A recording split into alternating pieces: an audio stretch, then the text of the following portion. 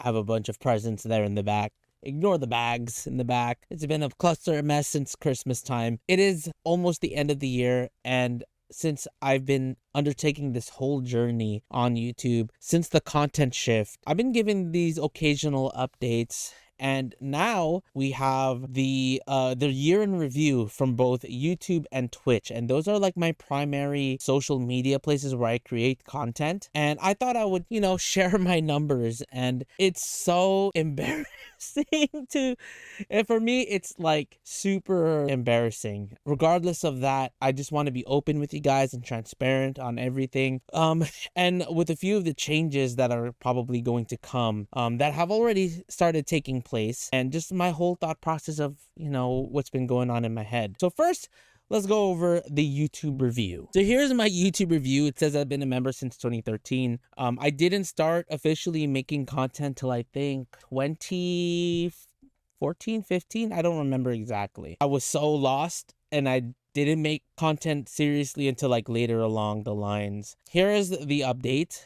I got 598 new subscribers this year and 732,000 views, 293 uploads, 29.3k likes, 30,000 comments, and 707 shares. These were my top videos. Me doing the Crunchyroll unboxing, which is amazing. My top short was me talking about Shinobi no Itoki, which is very strange. And then my top live stream was me watching Sailor Moon for the first time, so a reaction video. But it's cool that my top video was not a reaction video, and it was me unboxing the Crunchyroll box to tell you guys if it was worth it or not. And it says I've been in the YouTube program for 2 years. People say it should never be about the numbers game, but at the same time, for me, numbers are important to kind of gauge where you want to go. And I follow a lot of YouTube gurus and people who motivate people on YouTube, on Twitter, Instagram, wherever, right? But the thing is, they never talk about what happens when you shift content. What happens when you completely change your content. Now, I did not completely change my content. You guys know this.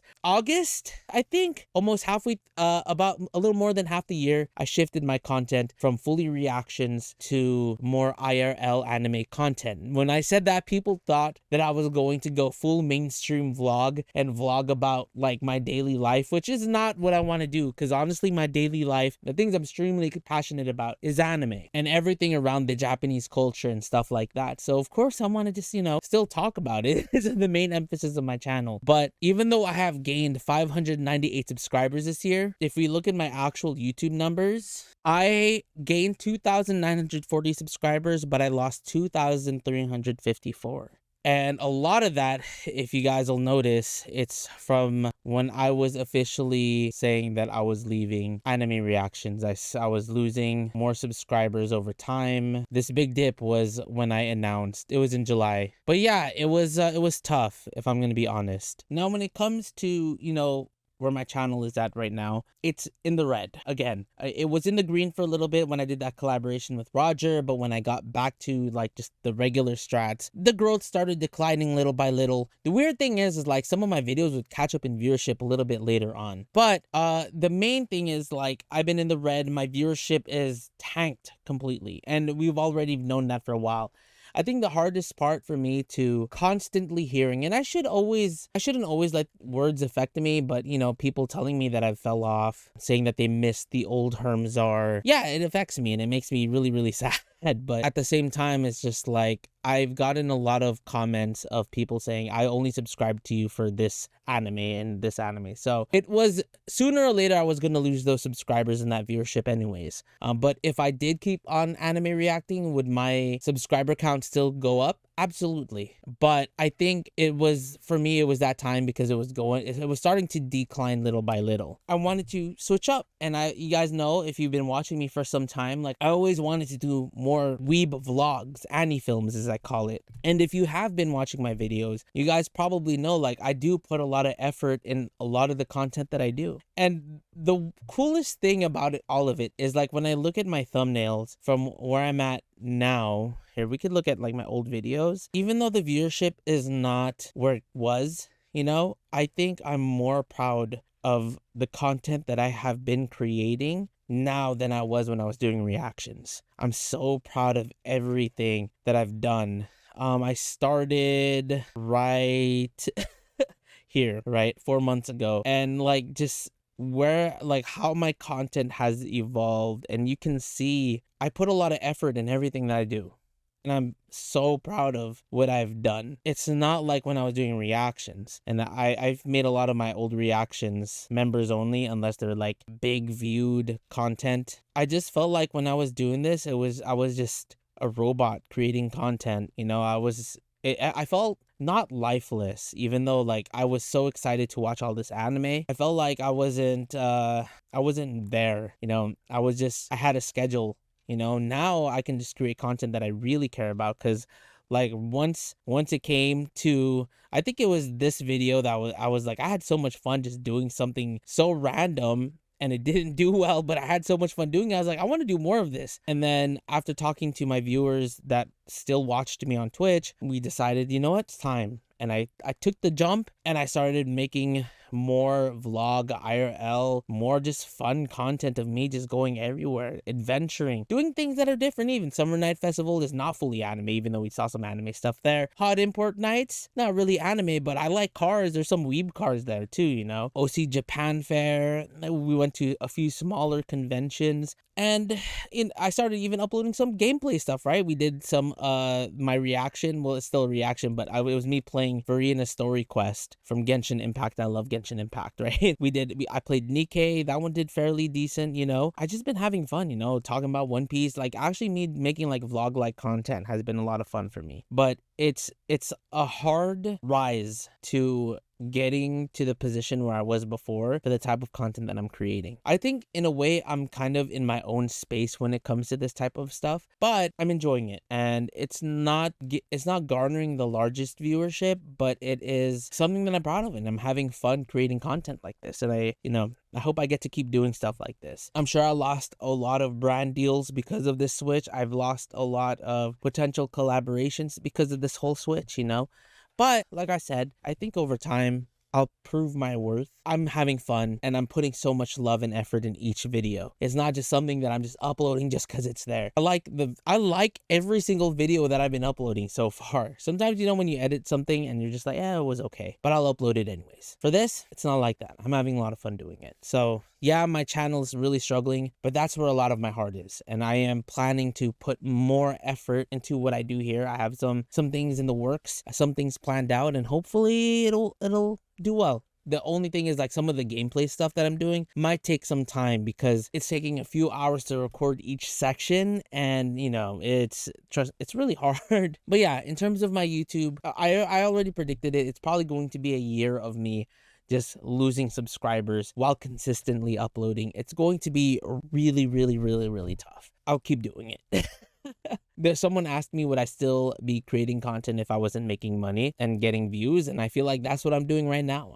If anything, me doing what I'm doing now is kind of showing proof that, you know, it didn't really matter. I cut my finances literally almost in half, little more than half, just doing this, like switching content. And you know, that's okay. It'll pick back up over time, and I believe in myself enough to, you know, just think that it'll work out. Now let's talk about Twitch. If you guys did not see recently, it was pretty late, but I was really in my thoughts, I was in my feelings, and I decided to close a chapter of Twitch.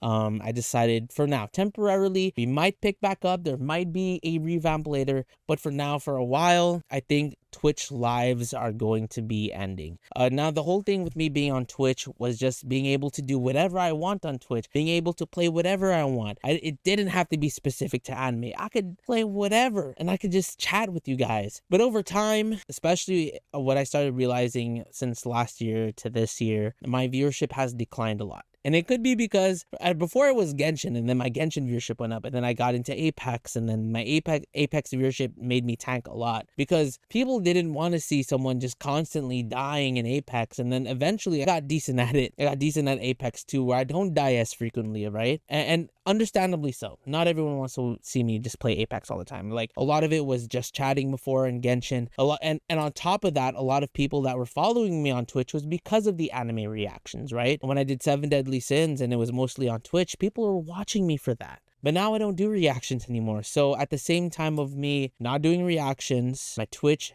tanked. Here's my I guess here's my numbers for now. Let me see if I could kind of like shift myself over here. 267 out of 365 days. Well, the year's not over yet, but just in general, I'll tell you guys what the percentage of the days I streamed. I streamed 73% of this year. I streamed 73% of this year. I gained 86 new followers, 31 new subscribers, 30k chats, 3,000 hours watched. My top viewership, my top stream reached 30 viewers. These were the things I mostly played: Apex, Genshin, Just Chatting, HSR, Fire Emblem. I don't know what the fuck this is. These were my top 3 tags, my emotes that were used. I don't really care about channel points. That could be a factor in it too, but I didn't know what to do with the channel points. My loudest fans: Shinri, Kemi, Zarif, Ram, Wake, Lamasu, Chuchu, Mawazi Green. Thank you guys so much for supporting me on Twitch. But in terms of like Twitch, that is literally, I decided to end this chapter because mostly this month, if it wasn't for a raid, my viewership was about 1 to 3. Imagine streaming 4 hours a day almost, and just streaming to 1 to 3 people. So my last stream, I was in tears because there was only 2 people in chat, and I just said, guys, this is the end. I will stream on YouTube though. When I stream on YouTube, I feel like it has to be streamed with purpose, so I have to have a reason to be streaming on YouTube. I have to have a plan. At least on Twitch, I was able just to do whatever, and it was cool because I get to, talk with you guys. I felt like my Twitch and my YouTube came hand in hand, and it did. At the downfall of my YouTube came the downfall of my Twitch, and I also had to kind of accept it, But for now, like, I decided to shelve my Twitch channel because even like the people that kept the HERMSAUR channel alive were showing up less, and it's because of life. People have other priorities, and I completely understand that. So that's why not everyone can watch a Twitch stream, but people can watch a YouTube video because it stays up. So I decided to hold my L. There are better streamers than me, just like there are better reactors than me, and just close my Twitch chapter for now. And then maybe reopen it sometime next year. Not anytime soon. Streaming for like a few months to 1 to 3 people gets you super exhausted mentally. And I don't know, I guess it was just hard because even those 1 to 3 people, sometimes I'm playing games with them. That's my way of communicating with them. And then Twitch chat's just dead. So all in all, my Twitch was dead. I was trying to feed a dying horse. And so I just decided it's all good. Maybe eventually. For now, I want to focus on one dying horse, which is my YouTube channel. Not that I'm saying my YouTube is dead, because my YouTube started picking up a little bit, but it is a period in my content creation life where I'm just figuring it out. This year was hard, man. This year was hard as a content creator, because I've been taking constant L's everywhere I created content, right? And for me, I'm just looking at it as a means of me learning, right? So it's not much of the L is not for loss. The L is for learning, right? I'm learning from my mistakes. I'm learning what works, what doesn't work, and I'm evolving constantly. I'm always a student into creation, right? So I take my lessons here and there. People tell me I should go back to reactions. I really, really don't want to. I wish I could say next year will be my year, but I don't think it's going to be my year. I think it's going to be a year of growth, but it's going to be a year where I'm just learning more than hoping for that explosion. It's tough because obviously the generation of content creators and how people perceive it, especially normal people who don't create content, are always going, "You've been creating content for how long? And you only have this much? What's wrong with you?" It's tough. Like, I get a lot of backlash for being a YouTuber who's at the point where he's at right now. It takes a mental toll. I wish I could explain it better, but it does take a mental toll just hearing from different people that I failed. And it's like, they say I failed in nice ways, and they're like, "Oh, we're not saying that you're failing." You are.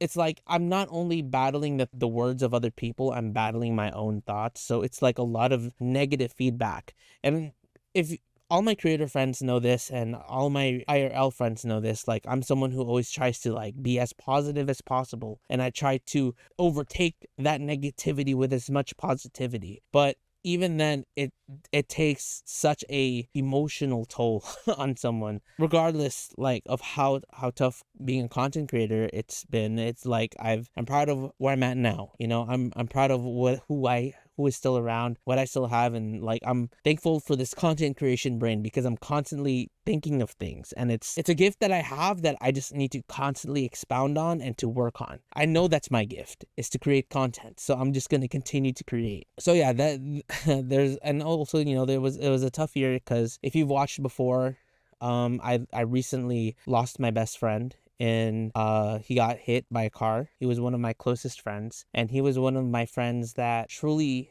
believed in me as a content creator. You know, he worked in airlines, so he always helped me get a plane ticket when I needed to go somewhere. When money was tight, he would always be willing to help me. I'd always pay him back, but he'd always give me the money back, you know? So it wasn't even a matter of him believing in me. He was there for me when I was at the lowest point of my life. Me and him have been friends since kindergarten. So losing him was like a huge blow to me, right? He was more than my best friend. He was my brother. Like, me and him, we would like hang out after school every day. You know, I literally grew up with this guy, and we stayed friends all my life. And this happened like in April, I think, around April. You would think, like, I know, I thought I would be over it by now, but I'm not. I feel like losing him was a huge blow, emotionally and mentally. Cooped with where I'm at now, it was a really, really tough battle. But if he was still here, I know he would say that he's proud of me for taking the risks that I'm taking for myself, and that he would be proud of me. I know he would be, just like I've always been proud of him. So this year was tough. A lot of other personal things that I can't really speak on. I've been working my ass off, not only in terms of like my work ethic, but also emotionally. I've been working really hard. People always tell me that they are motivated and they wish they could have their work ethic like me. But when you have a work ethic like this, and sometimes all you see is a downslope, it's tough. But that's what makes the road much more sweeter. You know, I guess 2024, I'm hoping for something a little easier. I had so much fun, you know, adventuring. I think I've made more memories this second half of the year doing IRL content than I did doing anime reactions the beginning of this year. Hoping you guys are still around. Thank you so much for sticking around with me. It really means a lot that for those who are still here. And if you made it this far into the video, I appreciate you guys. I really don't know how I'm gonna edit this. It is a long video, but I'm gonna try to keep the editings to a minimum just so you guys can see a real side. I'll be live on YouTube every once in a while. I'm still making content 2 to 3 times a week, so look forward to that. So anyways, guys, thanks for coming through. There's still content the rest of the year. Don't worry, guys. I'm not done.